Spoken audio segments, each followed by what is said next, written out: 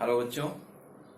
तो हम लोगों ने कूलाम का नियम पढ़ लिया है और आज का ये हमारा लेक्चर कूलाम के नियम पर आधारित कुछ सवालों को लगाना है, कुछ न्यूमेरिकल्स करने हैं।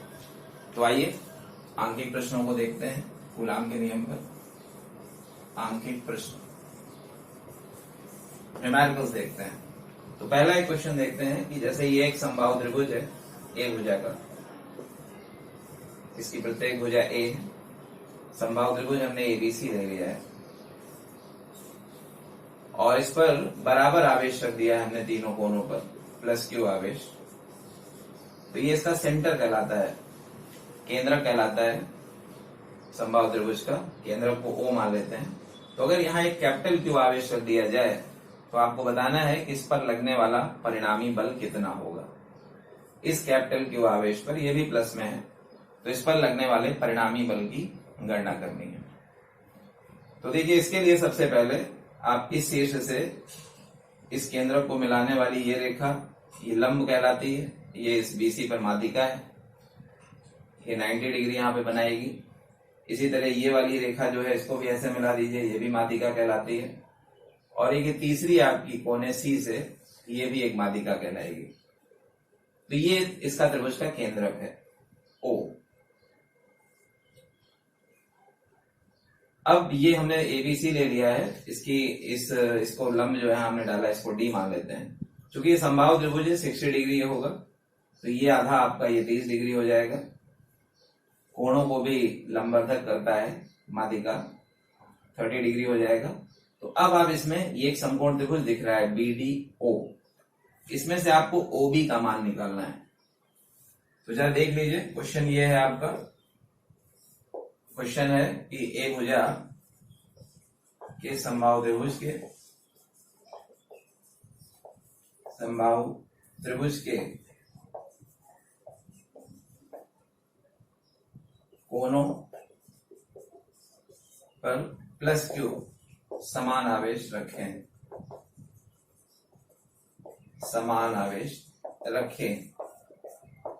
तो इसके केंद्रक O पर रखे प्लस क्यू आवेश पर बल की गणना कीजिए।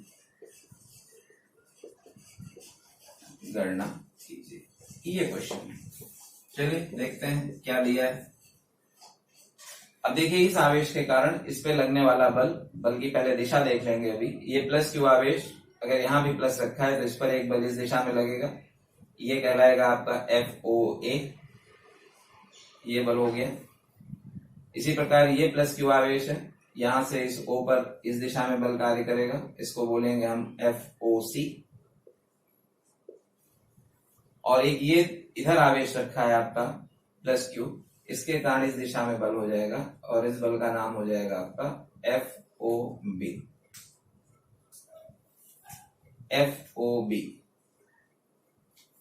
तो ये तीनों बलों को पहले कैलकुलेट करना होगा। इन बलों को कैलकुलेट करने से पहले अब आपको ये OB, OA और OC, क्योंकि समबाहु त्रिभुज में तीनों बराबर हैं, तो आपको ये मान निकालना पड़ेगा। OB का निकाल लीजिए, OC का या OA का। तो देखिए, यहां पर एक समकोण त्रिभुज आपको दिख रहा है, समकोण त्रिभुज BDO में। इसमें देखिए, ये भुजा आपकी BD A/2 हो जाएगी, आधी हो जाएगी, क्योंकि BC का आधा है BD। तो cos थीटा का मान निकालते हैं। cos 30 बराबर हो जाएगा आधार बटे कर्ण। आधार मतलब BD और कर्ण मतलब BO। cos 30 का मान √3/2 और ये वैल्यू हो जाएगी आपकी BD। देखिए, BD का मान A/2 दिया है और बटे BO। ये 2 से 2 आप कैंसिल कर सकते हो। तो जब BO की वैल्यू यहां से आप कैलकुलेट करोगे तो BO इक्वल टू हो जाएगा A/√3। इसी तरह BO जैसे निकला वैसे CO निकलेगा, AO निकलेगा। तो इसी प्रकार CO is equal to AO और ये भी A/√3 हो जाएगा। दूरियां निकालना जरूरी है, क्योंकि यहाँ क्यों आवेश रखा है, तो आपको इस आवेश से इस आवेश तक की दूरी पता होनी चाहिए। तो तीनों दूरियां कैलकुलेट हो गई। अब आप बलों को कैलकुलेट कर लीजिए। बलों को निकाल लिया जाए। अब सबसे पहले इस प्लस क्यू आवेश के कारण O पर लगने वाले बल को देखिए। तो ये हो जाएगा आपका FOA। तो ये हो जाएगा आपका वही K Q1 Q2 upon R square. Q1 small Q ले लिया, Q2 कैपिटल क्यू कर दिया है, ये कैपिटल क्यू यहां रखा है, और बटे R स्क्वायर। R मतलब AO का स्क्वायर, AO का स्क्वायर। और AO का मान आपको दिया हुआ है, अभी ये AO निकाला है A/√3, तो यहां रख दीजिए आप। तो हो जाएगा K small q capital Q, और ये हो जाएगा A/√3 का होल स्क्वायर। इसका स्क्वायर करेंगे तो A स्क्वायर बटे 3 पलट के ऊपर चला जाएगा, तो 3KQ अपॉन A स्क्वायर। ये FOA आ गया। इसी प्रकार आप FOB निकाल लीजिए। इसी प्रकार बिल्कुल यही सेम रिजल्ट भी आएगा, क्योंकि आवेश जो किनारों पे रखे हों बराबर परिमाण के हैं। तो FOB कैलकुलेट करेंगे तो ये भी वही है, Q कैपिटल Q, ये आपका हो जाएगा BO का स्क्वायर, और इसकी भी वैल्यू यही सेम आ जाएगी 3KQ capital Q upon A square. तथा एक और लास्ट में आ जाएगा आपका FOC, ये भी आपका सेम आ जाएगा 3KQ capital Q upon A square. तो ये तीनों बल यहां से निकल आए। अब इसके बाद देखिए, हाँ तो देखिए ये तीनों बल FOA, FOB और FOC, जो यहाँ तीन बल हैं, ये आप देखिए तीनों बराबर हैं परिमाण में। FOA, FOB, FOC, ये तीनों बल बराबर हैं, तो इसको फिलहाल हमने कैपिटल F मान लिया है, माना। अब इन्हीं तीनों बलों का परिणामी आपको निकालना है। तो जरा एक चित्र इधर दे देते हैं, इन तीनों बलों को इस तरह बना लेते हैं। यहाँ पे ये तीनों बल हैं, ये इधर आपका FOA है, ये FOB है और ये FOC है। तीनों के परिमाण आपस में बराबर हैं, तो सभी को कैपिटल F मान लीजिए, सभी के परिमाण बराबर हैं। यहाँ पे थोड़ा सा ये देख लीजिए कि जैसे ये दो बल हैं, आप ये तीनों बल आपस में बराबर हैं, और आपको याद होगा मैंने बताया था कि यदि दो परिमाण में समान बल हों तो उनका परिणामी हमेशा उनके बीचों बीच से होकर के जाता है। थोड़ा ये एंगल देख लेते हैं कि एंगल कितना होगा। इस चित्र में आइए तो इससे क्लियर हो जाएगा आपको। देखिए ये 30 अंश है ये वाला, और ये 30 होगा, ये नीचे वाला 60 हो गया, तो ये वाला टोटल एंगल आपका 120 हो जाएगा, 120 अंश। और अगर ये 120 हो जाएगा तो ये 120 हो जाएगा, तो ये एंगल आपका 120 डिग्री हो जाएगा। तो अगर इन दोनों बराबर बलों का परिणामी जो कि 120 डिग्री पर है, अगर आप ये दोनों का परिणामी कैलकुलेट करते हो तो इनका परिणामी इस तरह समांतर चतुर्भुज बना करके भी आप दिखा सकते हैं। ये इस तरह समांतर चतुर्भुज बना दीजिए, तो इनका परिणामी इस तीसरे वेक्टर से प्रदर्शित होगा, और ये 60 अंश यहां से बनाएगा।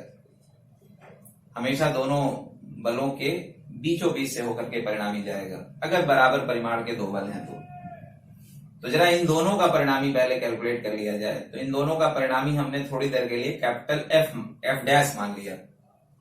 तो यहाँ पे लिखेंगे बलों, ये जो F दिया हुआ है ये आपका OC है, इसको FOC कह सकते हो आप, ये FOC F के बराबर दिया है, और इधर वाला आपको ये FOB दिया है। तो अभी आपको FOB और FOC का परिमाण, इनका परिणामी निकालना है। तो बलों FOC तथा FOB का परिणामी, इनका परिणामी दो का निकाल लेते हैं। तो इसको हमने थोड़ी देर के लिए F डैश कह दिया, या F कह दीजिए इनका परिणामी, ये इनका परिणामी F। तो ये बराबर क्या हो जाएगा, परिणामी का वही फॉर्मूला पढ़ा है हमने, दो वेक्टरों के परिणामी का।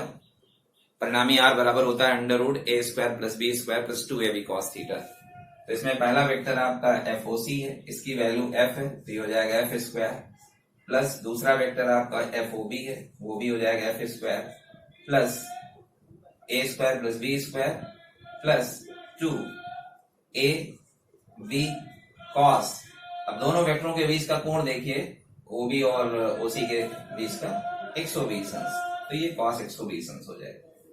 थोड़ा इसको सिंप्लीफाई करिए तो ये वैल्यू हो जाएगी आपकी 2f स्क्वायर, f और f स्क्वायर दोनों ऐड हो जाएंगे, ये भी हो जाएगी 2f स्क्वायर, cos 120 का मान -1/2 हो जाएगा। तो ये 2 से 2 कैंसिल कर दीजिए, तो ये वैल्यू आपकी हो जाएगी √2f square minus f square, और इसको आगे सॉल्व करेंगे तो √f स्क्वायर हो जाएगा, केवल वैल्यू आपकी f आ जाएगी। तो कहने का मतलब है कि ये f और f परिमाण के ये दो बल जिनके बीच का ये कोण 120 अंश है, इनका परिणामी ये जो होगा ये भी f के बराबर होगा। तो ये इन दो बलों का परिणामी ये f ऊपर की ओर होगा। और अब आप देखिए यहीं पे एक तीसरा वेक्टर भी इस दिशा में है नीचे की ओर, और इसका परिमाण भी कैपिटल F है, इसका परिमाण भी कैपिटल F है। तो इसलिए जो ये आवेश Q है इस पर लगने वाला अब आप परिणामी बल कैलकुलेट करेंगे। इसलिए कैपिटल Q पर परिणामी बल। अब अगर इस चित्र को आप चाहें तो दो उसमें अलग दिखा सकते हैं, एक ये बल हो जाएगा F और इसी परिमाण का एक इस दिशा में बल F हो गया। इन दो बलों का परिणामी ये कैपिटल F है जो एक सिंगल उससे हमने प्रदर्शित किया है, और ये ऑलरेडी F है। तो आप देखिए दो वेक्टर परिमाण में बराबर हैं और दिशा में बिल्कुल विपरीत हैं, इनके बीच का ये कोण 180 अंश है। अतः इस बिंदु O पर जो कैपिटल Q आवेश होगा इस पर लगने वाला परिणामी बल FQ कह सकते हो या F डैश कह सकते हो, तो ये बराबर हो जाएगा आपका capital F minus capital F अर्थात 0 हो जाएगा। तो इस प्रकार इस केंद्रक O पर रखे कैपिटल Q आवेश पर लगने वाला बल 0 होगा। ये बात अच्छी तरह से आप यहाँ पे समझ भी लीजिए कि जैसे ये समबाहु त्रिभुज है, सभी भुजाएं बराबर होती हैं और सभी कोनों पर हमने बराबर आवेश रखे हैं, तो उसके सेंटर पे उसके केंद्रक पर रखे किसी आवेश पर लगने वाला परिणामी बल 0 होगा। ये केवल त्रिभुज में ही नहीं, अगर इस प्रकार का एक वर्ग ले लिया जाए जिसकी चारों भुजाएं बराबर हैं, सभी चारों भुजाएं बराबर हैं, अगर इसके कोनों पर भी हम बराबर आवेश रख दें, सभी कोनों पर बराबर आवेश रख दें इस प्रकार, तो इसके केंद्र पर अगर कैपिटल Q आवेश रखते हैं तो इस कैपिटल Q आवेश पर भी परिणामी बल 0 होगा। कैसे 0 होगा? इस आवेश से कैपिटल Q पर बल निकालेंगे तो इस दिशा में होगा, इस वाले आवेश से इसी पर आप बल निकालेंगे तो इस दिशा में होगा, इस वाले आवेश से इधर निकालेंगे तो इस दिशा में होगा, और इस वाले आवेश से आप इधर निकालोगे तो इस दिशा में होगा। ये बल इससे कैंसिल हो जाएगा, ये इससे कैंसिल हो जाएगा, तो इसलिए इसके केंद्र पर भी परिणामी बल 0 होगा। तो ये कोई भी आपकी इस तरह की रेगुलर वस्तु हो, जैसे कि समषट्भुज हो सकता है, समअष्टभुज हो सकता है, अगर उसके कोनों पर बराबर आवेश रख दिया गया हो तो उसके केंद्रक पर रखे कैपिटल Q आवेश पर लगने वाला परिणामी बल सदैव 0 होगा। तो ये एक जनरल बात है। अब अगर इसी सवाल में थोड़ा सा सवाल की टेक्निकलिटी को हल्का सा बदल दिया जाए, सवाल को थोड़ा सा चेंज कर दिया जाए, बहुत माइन्यूट सा, तो देखिए पूरी कहानी इसकी बदल जाएगी। फिर अगर इस पे यहाँ पे प्लस Q आवेश ही है, एज इट इज ही पूरा, इस पर भी प्लस Q आवेश है, बस इस A को हम माइनस Q आवेश कर दें, माइनस Q आवेश कर दें, तब इस केंद्रक O पर जो लगने वाला परिणामी बल है वो डिफरेंट हो जाएगा। उसको आप थोड़ा सा यहाँ पे देख लीजिए कि एक आवेश का चिन्ह बदल जाने से पूरे रिजल्ट में बिल्कुल आमूल-चूल परिवर्तन हो जाता है। अब शॉर्ट में इसको बता देते हैं। सवाल का चित्र आपको नजर आ रहा है, क्वेश्चन वही है आपका चित्र में, ये लिख देंगे चित्र में। केंद्रक O पर, जो केंद्रक है इसका, केंद्रक O पर रखे कैपिटल Q आवेश पर, ये आवेश पर F आपको बताना है, ये FO कह लीजिए, ये बताना है, परिणामी बल निकालना है। तो जैसा देखिए पिछले वाले क्वेश्चन में जो किया गया था, लगभग सिमिलर वही चीज यहाँ पे भी रहेगी। वही 3 बल आपको कैलकुलेट करना होगा। FOA जैसा पीछे वाले में निकाला था, सेम तरीका FOA, तो हो जाएगा K Q1 Q2 upon R square. R square हमने A/√3 कैलकुलेट किया था, पिछले वाले में देखिए A/√3 का स्क्वायर किया, ये वैल्यू आई थी 3 कैपिटल क्यू 3 के small q capital Q upon a square ये। और इसी प्रकार यही सेम वैल्यू जो है इसकी भी हो जाएगी। इसी प्रकार FOB और FOC ये भी निकालेंगे तो ये भी आपको FO के बराबर होगा, और इसको हमने F मान लिया था, ये यहाँ भी वही चीज है। लेकिन चित्र में देखेंगे तो दिशा बदल जाएगी। दिशा देखिए बदल गई। इस बल की तो दिशा इधर ही होगी, क्योंकि ये प्लस है प्रतिकर्षण होगा, ये प्लस है प्रतिकर्षण होगा। लेकिन अब ये माइनस है तो इस प्लस के ऊपर ये बल इस दिशा में लगेगा। तो FOA की डायरेक्शन जो है वो चेंज हो गई। जो नीचे की ओर पहले वाले सवाल में था, अब वो सवाल में इधर हो जाएगा, ऊपर की ओर। तो अब यहाँ पे आप जरा इसका चित्र एक अलग से बनाइए, तो वो चित्र फिर ध्यान से देखिए। इस तरह का वो चित्र बनेगा। ये बल आपका FOB है, ये FOA है, OC है सॉरी, और इस दिशा में एक तीसरा बल आपका इस दिशा में लग रहा है। ये इस दिशा में एक तीसरा बल है, इसको FOA कह दिया है। अब इन तीन बलों का आपको परिणामी निकालना है। देखिए, जब भी परिणामी निकालना है तो आप इस तरह का एक चित्र जरूर यहाँ पे ड्रॉ कर लीजिए। चित्र ड्रॉ कर लेने के बाद आपको बहुत ही आसान हो जाएगा। पीछे वाले सवाल में आपको बताया था कि ये वाला 120 अंश का कोण है, ये 120 डिग्री है। तो अगर ये भी ये इसका भी परिमाण F है, इसका भी परिमाण F है, दोनों बलों का परिमाण समान है। तो अगर इन दोनों का परिणामी अभी कैलकुलेट किया गया था पिछले वाले केस में, तो पिछले वाले केस में अगर इन दोनों का परिणामी निकालेंगे तो वो इस दिशा में होगा, और ये परिणामी हम लोगों ने निकाला था F। अगर दो बराबर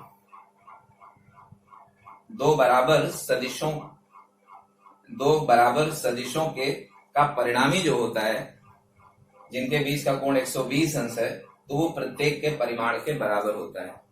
किन्हीं भी दो बराबर सदिशों का परिणामी उनके बराबर हो सकता है, उनके परिमाण के बराबर हो सकता है, यदि पहले सदिशों के बीच का कोण 120 अंश है। तो अगर ये 120 अंश है तो F और F का परिणामी कैपिटल F होगा। तो बस अब आप इस केंद्र पे रखे कैपिटल Q आवेश पर लगने वाला परिणामी बल निकाल लीजिए। तो बस इस पर अब आप देखिए, दोनों बल एक ही दिशा में है। उस वाले केस में दोनों अपोजिट थे तो कैंसिल हो गए थे। तो बस यहाँ पे अब सवाल में अंतिम लाइन में आएगा कि बिंदु O पर रखे Q आवेश पर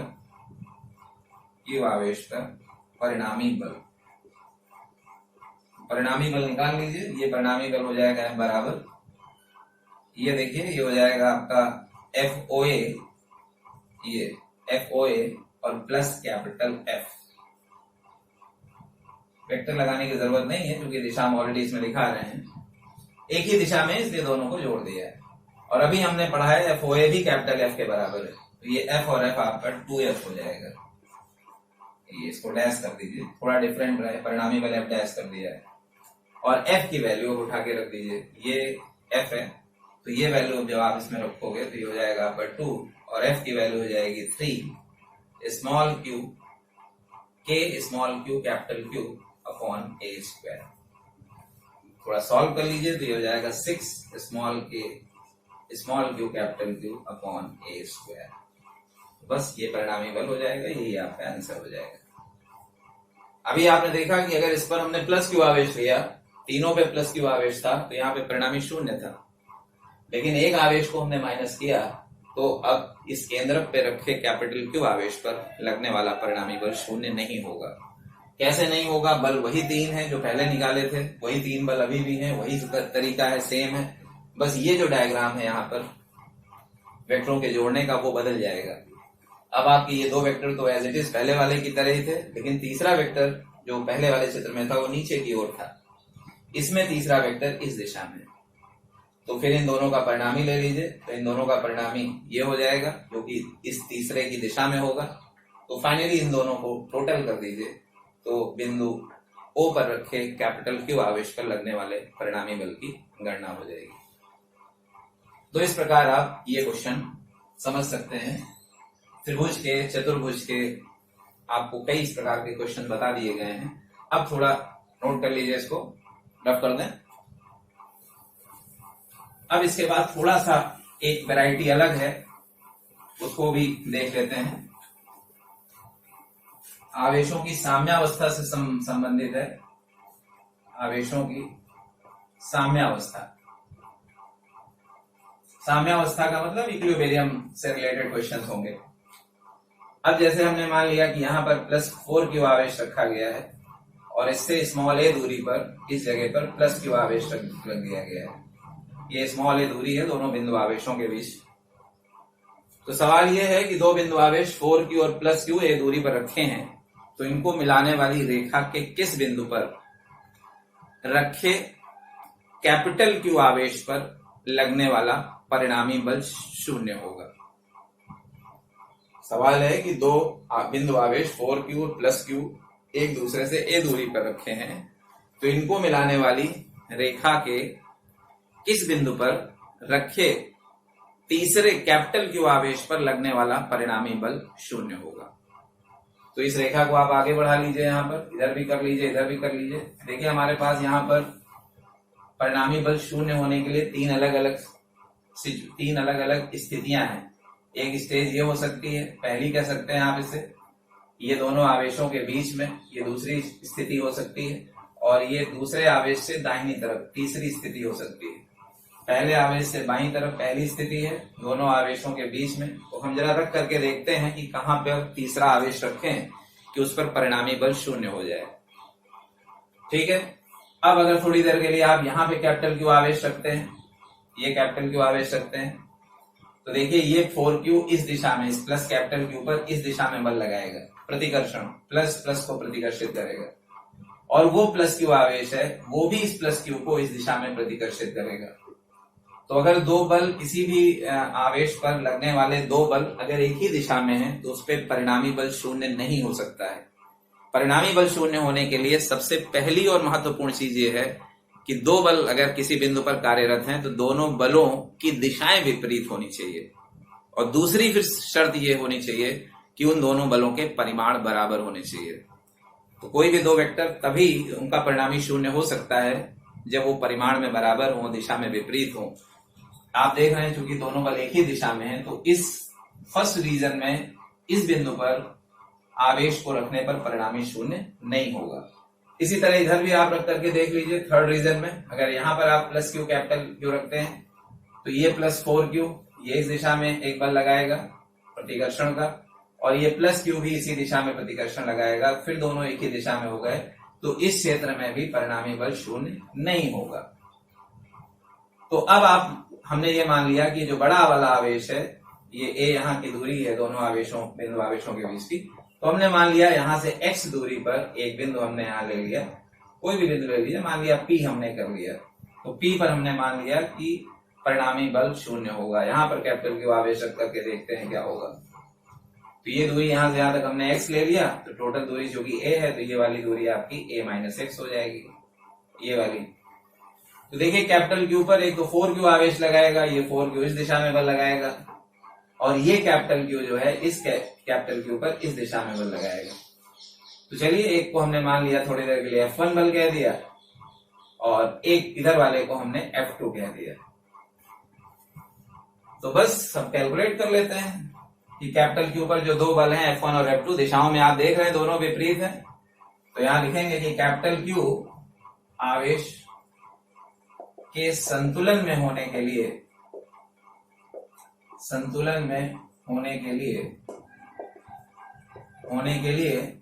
F1 बराबर F2 हो जाना चाहिए। F1 बराबर F2। अगर क्वेश्चन नोट करना चाहें तो क्वेश्चन नोट कर लीजिए। क्वेश्चन ये नोट करेंगे कि +4q तथा +q आवेश एक दूसरे से स्मॉल a दूरी पर स्थित है।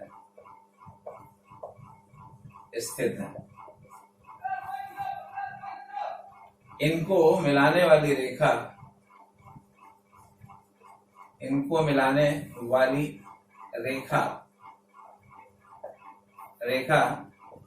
पर तीसरा आवेश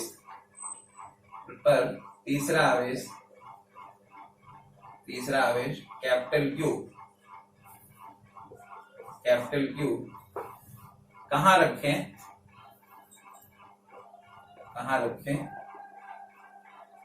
कहाँ रखें कि यह संतुलन में रहे, यह संतुलन में रहे, ये क्वेश्चन है। तो बस F1 और F2 निकाल लीजिए। F1 जो बल हमने लिया है वो इस 4Q आवेश के कारण है। ये जो 4Q दिया हुआ है, ये 4Q कैपिटल Q पे जो लगा रहा है बल, वो F1 है। तो F1 कैलकुलेट कर लीजिए। F1 यहाँ निकालेंगे तो ये हो जाएगा आपका वही K Q1 Q2 upon R square. Q1 4Q कर दिया है, Q2 आपने कैपिटल Q कर दिया है, और अपॉन डिस्टेंस देखिए, डिस्टेंस हो जाएगी यहाँ से यहाँ तक की x स्क्वायर। F1 निकाल लिया, 4Q के कारण कैपिटल Q पर लगने वाला बल है, ये 4Q के कारण कैपिटल Q पर लगने वाला बल। इसी प्रकार एक दूसरा बल भी है, वो भी निकाल लीजिए आप। उसके कारण प्लस Q के कारण, यहां लिखेंगे प्लस Q के कारण कैपिटल Q पर लगने वाला बल F2 हो जाएगा। ये हो जाएगा K Q1 Q2 small q हो जाएगा, कैपिटल Q हो जाएगा, और बटे वो दूरी हो जाएगी आपकी a माइनस एक्स का होल स्क्वायर। अब संतुलन के लिए क्या करना है कि इन दोनों बलों को बराबर कर देना है। यहां लिखेंगे संतुलन में कैपिटल Q के संतुलन होने के लिए जरूरी है कि F1 बराबर F2, बाकी दिशा में विपरीत है, परिमाण हमने बराबर कर दिया है। तो कर दीजिए, दोनों वैल्यूज हैं आपकी, तो हो जाएगा Q 4Q capital Q upon x square is equal to हो जाएगा आपका K small Q capital Q a minus x का होल स्क्वायर। तो देखिए स्मॉल Q से स्मॉल K से स्मॉल K कैंसिल हो जाएगा, Q भी कट जाएगा, Q small Q capital Q भी कट जाएगा। तो बड़ा सिंपल वो आ गया, इसको आप इस तरह लिख सकते हैं, एक्स स्क्वायर को ऊपर ले जाइए तो x square upon a minus x का होल स्क्वायर बराबर हो जाएगा 4 x square upon a minus x का whole square is equal to 4। बस इसका एलसीएम ले लीजिए, वो कर लीजिए, वर्गमूल ले लीजिए, तो ये हो जाएगा आपका x upon a minus x. जब ये वैल्यू निकालेंगे तो प्लस माइनस 2 हो जाएगा। चलिए पहले पॉजिटिव साइन लेकर के देख लेते हैं। पॉजिटिव लेंगे तो x upon a minus x is equal to 2 हो जाएगा। क्रॉस मल्टीप्लाई करिए, ब्रैकेट में ये क्रॉस मल्टीप्लाई करिए तो ये हो जाएगा आपका 2a minus 2x is equal to x। पक्षांतर करिए तो 3x is equal to 2a हो जाएगा, तो x की वैल्यू हो जाएगा 2a/3। तो ये तो पॉजिटिव लेने पर ये आंसर आ रहा है।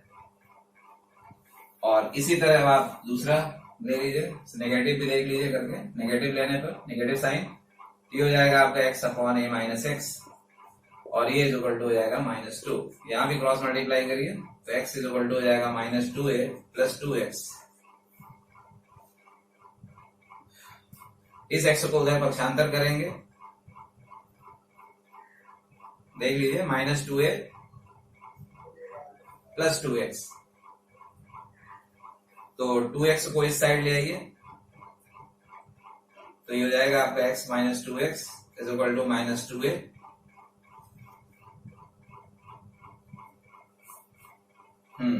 -2a, ठीक है, प्लस 2x सही है। चलिए तो ये हो गया आपका, इससे सॉल्व करिए तो हो जाएगा आपका -x is equal to -2a। तो यहां से आपकी x की वैल्यू हो जाएगी 2a। तो x is equal to 2a ये एक्सेप्टेबल नहीं होगा, क्योंकि दोनों आवेशों के बीच की दूरी तो स्मॉल a ही थी, तो ये 2a संभव नहीं। तो इसलिए दोनों आवेशों को मिलाने वाली रेखा के अंदर ही किसी बिंदु पर चूंकि रखे आवेश पर परिणामी बल शून्य होने की बात कही गई थी, तो वो दूरी आपकी 2a/3 होगी, जो कि a से कम है, जो कि a से कम है। चलिए तो ठीक है, ये सवाल आपको समझ आ गया होगा। और इसी तरह के और भी कूलाम के नियम के क्वेश्चंस हैं, वो आप लगाते रहिए।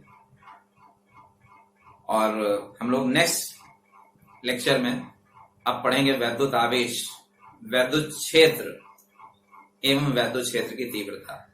ये बड़ा टॉपिक है, बड़ा इंपॉर्टेंट टॉपिक है। ठीक है बच्चों, ठीक है, ओके, थैंक यू।